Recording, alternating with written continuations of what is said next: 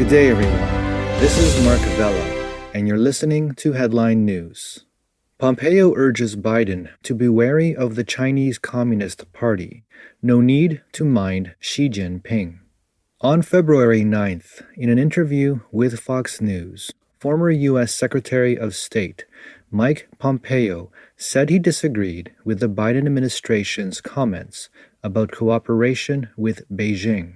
He said Biden should give more thought to protecting Americans and not to mind too much about Xi Jinping's feelings. We have to confront the challenge that the Chinese Communist Party is presenting to America and to the world, Pompeo said.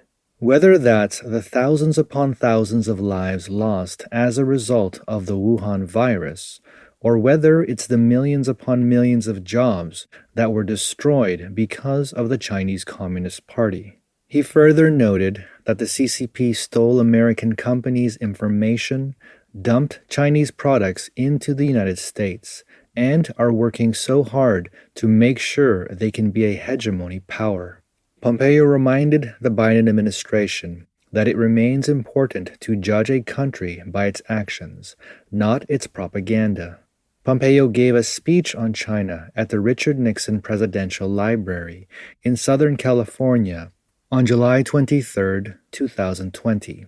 He shared his experience in dealing with the CCP and that the only way to change communist China is to act not on what they say, but on what they do. Referencing President Reagan's words, "Trust but verify," he paraphrased it saying, "When it comes to the CCP, I say we must distrust and verify." In his first diplomatic speech on February 4th, Biden emphasized the cooperation of allies and the return of the United States, saying that the CCP is the most serious competitor of the United States, and the administration will cooperate with Beijing when it is in the interests of the United States. Pompeo tweeted on February 5th, raising questions to the Biden administration. Back to letting China walk all over us? Back to treating terrorists in Iran like friends by sending them pallets of cash? We can't afford to go back to Obama's failed foreign policy. We must continue to put America first and stand strong in the face of evil. Republican Senator Tom Cotton also said in an interview on February 8th that it was not enough for Biden to criticize former President Trump's China policy without outlining his own plans. He also urged Biden to recognize the Chinese Communist Party as a dangerous threat.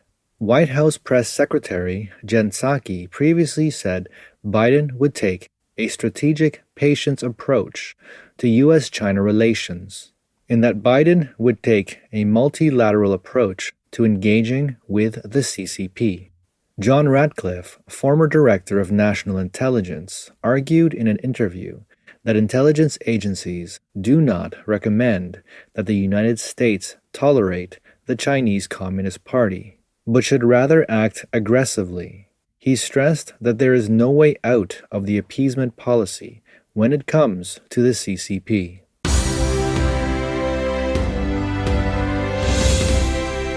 U.S. Budget Director-Nominee. Chinese technology poses a security threat.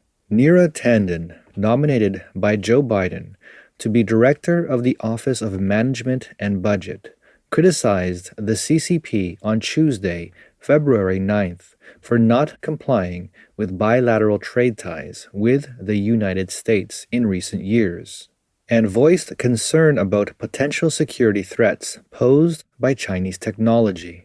Tanden told a hearing of the Senate Homeland Security and Governmental Affairs Committee that she would work with Congress to enhance the security of the U.S. supply chains and join with allies to put more pressure on the Chinese Communist Party to comply with global trade rules and ensure that China provides a fair trade system that allows U.S. companies to truly compete with Chinese companies.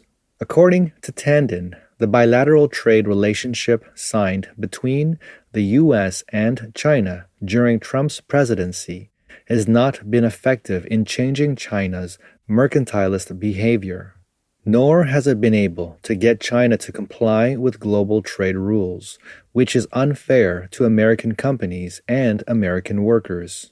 Tandon also said Washington should pay special attention to any organization that has the ability to access personal information, including social media like TikTok, and that she is concerned about the threat to the U.S. supply chains posed by Chinese products like Huawei, and will look closely at securing federal purchases. In addition, Sweden's Stockholm Administrative Court rejected a complaint by Chinese telecom equipment maker Huawei, ruling that Swedish telecoms regulator PTS's ban on Huawei's participation in 5G tenders was based on national security and was justified. The Administrative Court of Appeal previously allowed PTS to resume 5G spectrum auctions without removing an earlier ban on Huawei, a decision Huawei appealed in early January this year, but was rejected by the court.